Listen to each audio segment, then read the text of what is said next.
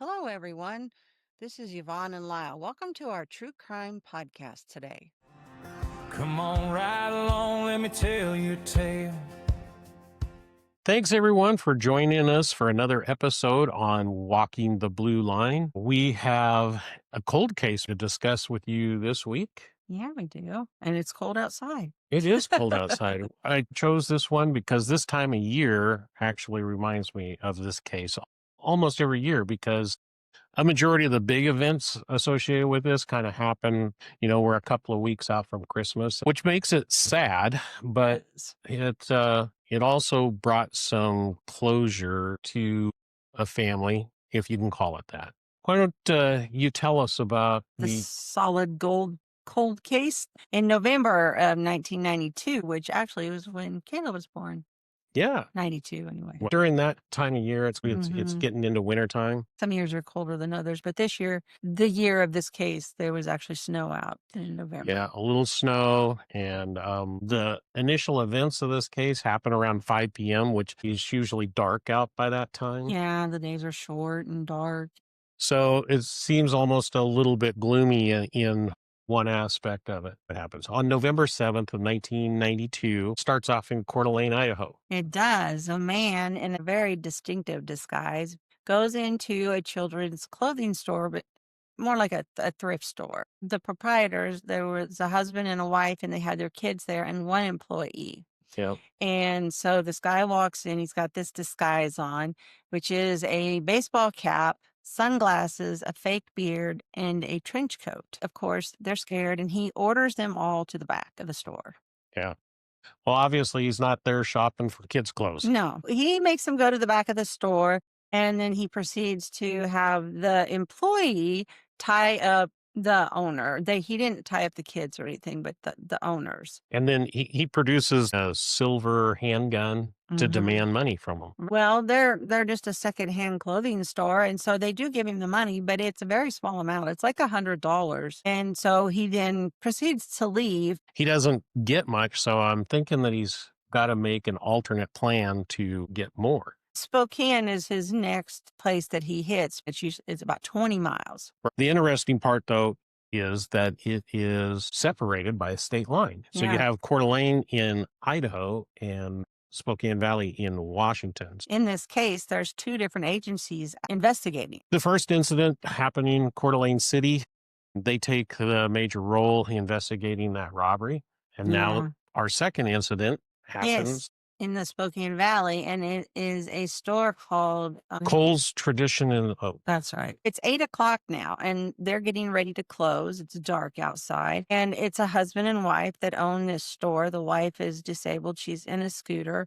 This guy goes in the same exact disguise and walks in the store, does the same thing, asking for money. Well, they're a furniture store, and people don't really pay by cash. They pay by credit cards or checks, so they don't have hardly any money. Michelle opens her purse and hands over all the money she has, which is $18. She hands it to her husband, Brian, and Brian in turn hands it to the suspect. He's really not happy now. He started out, he only got 100 from Coeur d'Alene, comes here, he gets $18. So he orders them to the back of the store. Maybe he's looking for a safe or something. But as they're going back, Brian, who's the husband, he's thinking this guy is going to take us back there and kill us. And he says something to the guy that's robbing him, and he is like, hey, would you actually hurt a disabled woman? And the guy says, well, I might have to. So this freaks him out. Definitely a reason for concern here. If him producing a gun and robbing him in the first place isn't. Brian thinks that he's being led back to be killed.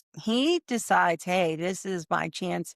He jumps the guy and manages to rip off his sunglasses and his cap and some fibers from the beard. Unfortunately, this guy had this little silver gun, and he shoots Brian, and he shoots him multiple times. After the struggle, they had knocked over some furniture. The guy takes off, and he runs outside, and he almost gets hit by a car as he's fleeing.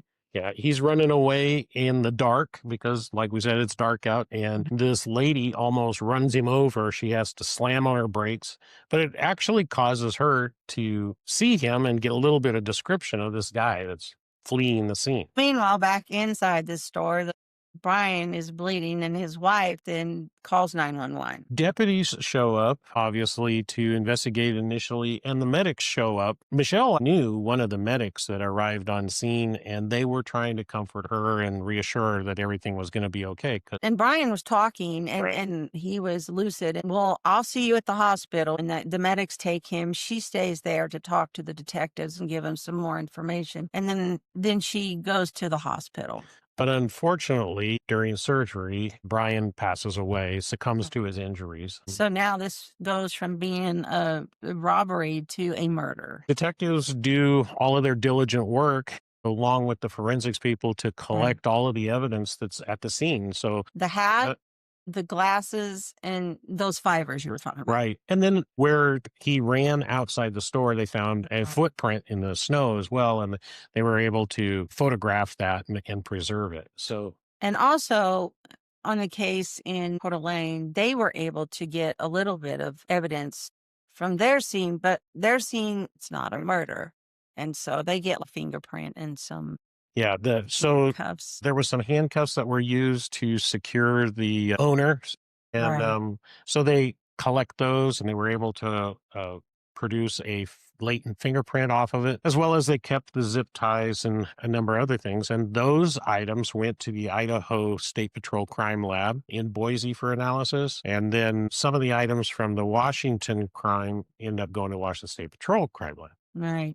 So they don't have any real great leads on who has done this. So they start looking at the evidence to see what are some of the similarities. And you have to also remember, this is in 92. DNA, the way we know it, it doesn't exist. Some of the stuff that you guys have recovered, they're not thinking, oh, we got to get the DNA off of this. Exactly. Back in those days, DNA was just coming about, and you had to have a blood spot almost the size of a quarter. Obviously, Brian's blood would have been there, but that didn't. Now, prove that didn't anything. help them because they needed the guy who shot him. Exactly. What they do notice about a couple of the things is that the hat has a big emblem on it and says solid gold. Now, what does that remind you guys of? If you're of our age, does that not bring the solid gold dancers to mind? Exactly. And that's what Like, detectives initially thought. Is like, yeah. is this Part of it? is this part of the solid gold? Someone who's a fan out there? Yeah. But there was some other embroidery on the hat that indicated this wasn't actually from the solid gold dancers. This was That from was a little bit seedier. a little seedier club down in Florida. It would So- have been like a strip club. Yeah, so they actually tracked that down to Right. where it was and figured out that's what it was. And it kind of matched the handcuffs that they got in. That's right. Yeah, because the handcuffs were not really police handcuffs. Right. These were the kind of handcuffs that you would get from An adult novelty store. Yes. Not your typical handcuffs, but either way, they put together Yeah. a bit of a profile here, right? You know, Yeah. your suspect is not frequenting the highest class establishments. That directed detectives kind of start looking at who are some people with a criminal history in our local area that would maybe frequent adult novelty stores and or strip clubs. They start going down that path. They actually come up with a couple, but one person in particular stands out. And so they develop a montage of him. Right. And so they decide to put him along with some other guys up in front of the witness to see if she can identify him. But she can't say this is him for sure. And so it's a tentative identification and everything starts to kind of fizzle out. It starts going cold also, but the detectives in Coeur d'Alene aren't having a whole lot more luck. No, everything that they've tried at this point, they developed the latent print. They sent it off to the computer program called APHIS. They didn't hit on anything. Didn't get any results there and such. So they tried to go to a program called America's Most Wanted. That's right. They contact them and they say, hey, we got this case. We need some help. Would you guys be willing to do a show on it? And they're like, yeah, we'll do a show on it. Detective Henderson then goes to New York and he speaks with John Walsh and Trevor St. John. They do a show. And when they're doing the show, they use the hat in a reenactment. Yeah, so they do this whole reenactment of how the murder went down. Right. The robbery took place. They have an actor play Brian Cole's portion, and then they have Trevor St. John play the suspect. He's wearing the baseball cap and they go through the whole struggle and it falls off. Out of that show, they got thousands of called in tips. Yeah, but some really bizarre ones. Like the majority of the tips that they got from the show were crazy. They end up only getting a handful of viable leads. Some of those that were out there, but I mean, out of the thousands, you got to figure it's a nationwide show. That's true. America's Most Wanted was being Everybody was watching. I watched it. It was a top hit show, and so you had all of the normal people calling in if they knew anything, and you had a few that were on the edge out there that were calling in. Unfortunately, the case, even though it was on this huge show, it still goes cold. They ran into a brick wall. Yeah, and that show aired in 1993, and after it aired, detectives continued to do investigation and interview anybody that they could. Since the one in Coeur d'Alene was just a robbery, there's a statute of limitations, and it's 7 years. Coeur d'Alene holds on to the evidence they had for 7 years. Nothing ever happens. So then they destroy all the evidence that they have because you can no longer prosecute for that. They lost a fingerprint. Right.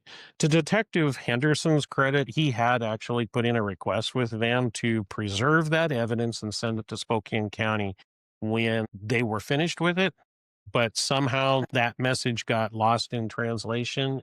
So Coeur d'Alene ends up destroying this evidence that could have been used in Spokane County's case. Right. We hope that you're enjoying today's podcast. And if you are, please like, subscribe, and share. In 2004, Spokane County gets a grant for DNA processing. So they go into their cold cases and they pick some of the best evidence they've found and they send it off to be analyzed. Each detective's carrying a number of cases, and they select one or two items from each of their cases that might be potential for this. And out of Brian Cole's homicide, the sunglasses and the hat were then submitted for DNA testing. Unfortunately, the hat was used in America's Most Wanted. It was compromised with other DNA. Right. And the problem is, even though in 2004 DNA has come quite a ways, they weren't able to extract out what was a mixture, what would belong to who, until some years later, and DNA makes some additional advances. It just came back as a report that, hey, this is a mixture of DNA and we can't tell. So no real solid leads from that. The case goes back into cold case status as far as being worked just every now and then.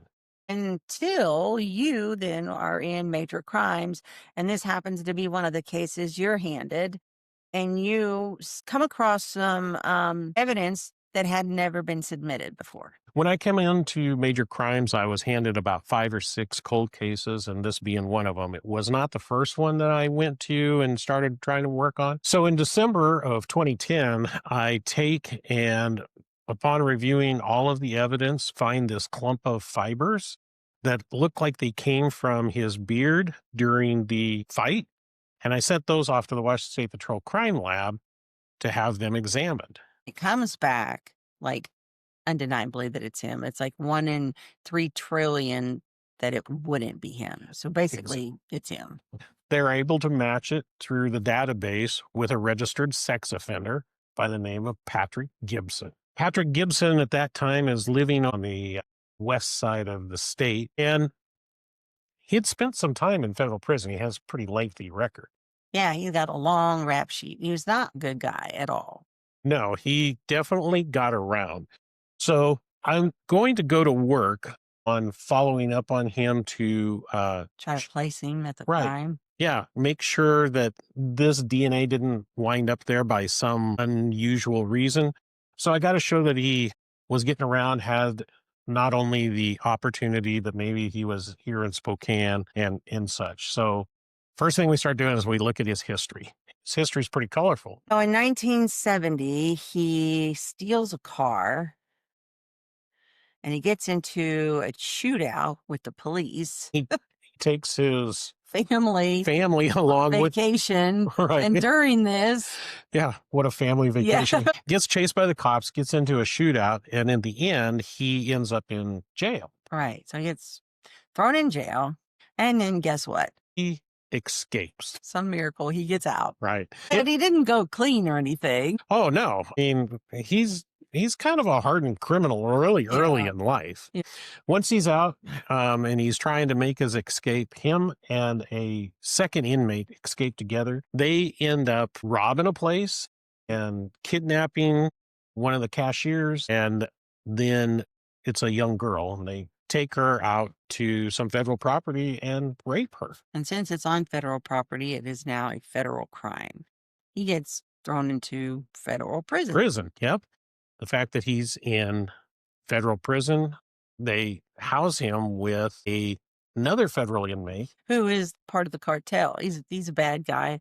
So you know how people are in prison, they like to talk. They don't have a lot to do. So this guy confesses to him that he's killed some people. Right. And he knows where the bodies are buried and such. So Patrick, being the smart guy that he is, decides maybe this can help him out. Maybe this will get me out of something. And he's right. It does. He turns state's evidence and ends up getting released from prison a little bit early. Yeah.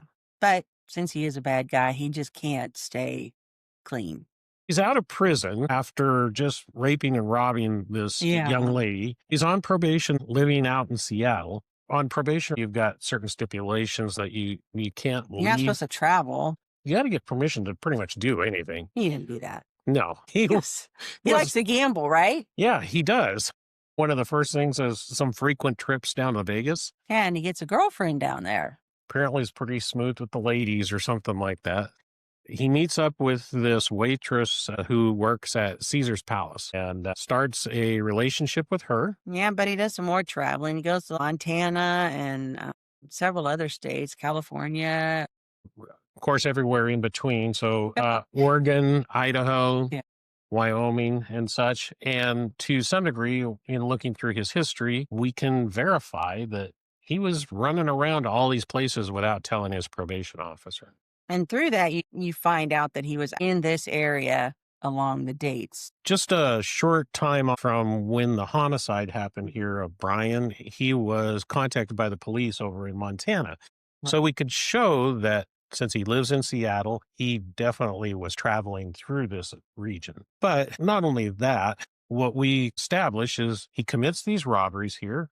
And I think that he saw that, you know what, I'm in for a penny, in for a pound kind of thing. So now he moves to bigger game and starts doing bank robberies. And with the bank robberies, he has a certain MO, which matches the MO that he used here in Spokane and in Idaho, which is the cap, the glasses, the fake beard, and a trench coat, and the robberies. It's with 3 other guys, and they wear the same thing.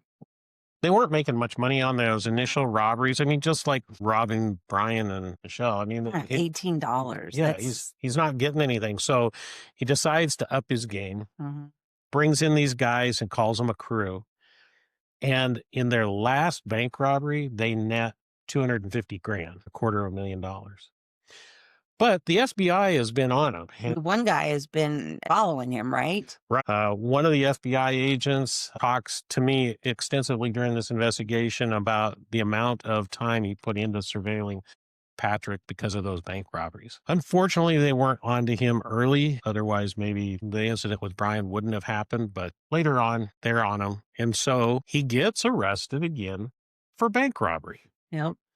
So back off to federal prison for about 12 years. Yeah. He gets released in 2007. So he's released, and then he kind of stops being a crook for a while and is living close to Seattle, and he's got family there, and he is no longer robbing banks. He kind of lives somewhat regular life. As far as we know. Yeah. He's not caught for anything. In May of 2011, we finally decide that we've got enough information on him to make an arrest. We contact the sheriff's department out there, make this razoo plan on how we're going to arrest him, do a bit of surveillance. But it doesn't go exactly that way. It actually turns into somewhat of a comical arrest. Yeah, nothing ever goes as planned. Especially when you go to such extreme measures. So you're out there and you're getting ready to start your plan, but he ends up coming up to you because some guy on a motorcycle passes him on a yellow line and he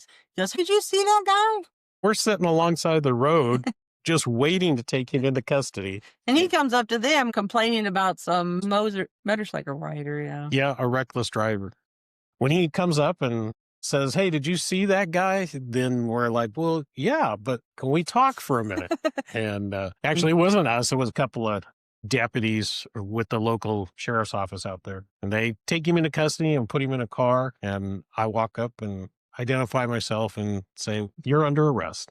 Well, a couple weeks later, he was extradited back to Spokane to stand trial. And of course, that whole process takes a bit of time. When it comes to your court date, you can choose to have a bench or a jury trial. And a bench is when it's just the judge, and a jury is obviously you have 12 peers. So he thinks it's in his best interest to have just the judge. Right. So that's what he decides on, but it doesn't really go in his favor. Not really. I think that he didn't want a jury to hear about his horrendous past. So he's going to play upon the technical issues and hope that a judge will find him not guilty for technical reasons. You're right. It didn't work out very well for him. So we got partway into trial and some new evidence came to light. It has something to do with that hat. We had already requested testing. It was like on day 12 of the trial. You guys sent the hat off. To have that done, the judge says we'll give you a 30-day recess. Once that happens, then Gibson and his team ask for it to be suppressed, but the judge doesn't see it that way. What they're able to do is take the DNA and eliminate the two people that had worn the hat after Gibson. So that was the people from America's Most Wanted, the actor and the detective that took the hat. Right. And so they eliminated those. So the only DNA that's left on the hat is his.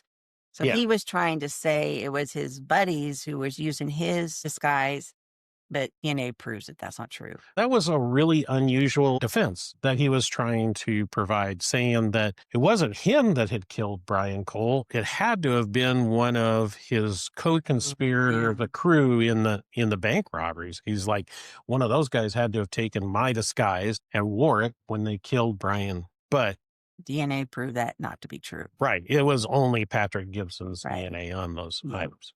The trial has that unusual twist of a 30-day recess, comes back, all the DNA is his, all of the arguments are kind of avoided. He tried to say he was out fishing or something. He got the maximum that he could. 41 years. 41 years. And then he still tried to wiggle out of that a little bit later by saying he had cancer and he was going to be dead within 5 years. But that wasn't true. It's like been, 13, 14 years and he's still alive and it didn't change anything. They're like, whatever. Yeah. And again, thinking that he's the smartest guy in the room, he appealed his verdict all the way to the U.S. Supreme Court. Yeah, but they wouldn't hear it. They wouldn't hear it. And every appellate court along the way agreed with the trial court and upheld the sentence. Yep. So thank goodness.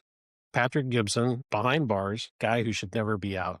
No, obviously, every time he got out of prison, except for the very last time, and who knows, we just don't know what happened, but yeah, he always went back to crime. There you have it. Yeah. A solid cold case. And not the dancers. And not the dancers. Yeah. It's not funny. It's a very tragic case. I mean, Brian basically gave up his life trying to save him and his wife. I met her and she's a very nice lady. And I can't say enough as to how bad we feel for the family in this case, but at the same time, glad to have been part of the investigation, which put Patrick Gibson behind bars. Actually, this case is the first cold case that was solved within 19 years or 20? Yeah. Well, at the time that this was prosecuted, I was partnered with one of the most senior prosecuting attorneys for Spokane County at the time, Jack Driscoll, and he indicated that at no time in the past had there been a 20-year-old cold case prosecuted to a guilty verdict. Yeah. Kudos. Yeah. Well, I was happy to have gotten that. And it wasn't just a pat on my back. No. It was to all of the team within the office that helped me out. Great work. Jim Dresbeck and Mike Drapo definitely helped me out. a fair amount on this, and a Mhm. couple of other detectives along the way, as well as all the forensic team that definitely put a lot of Oh, work into yeah. that DNA and And such. So, excluding people from the hat, right. and that's quite the job. So anyway, if you have any questions or comments, please put them in the comment section below. Like, subscribe, share, comment, anything. Let us know if we're on the right track if you like it. And our email address is attached to the video. If you would like to contact us, please email us directly at that email address. Yeah. And until next time, Yes, until next time, thanks for coming along and bye. bye.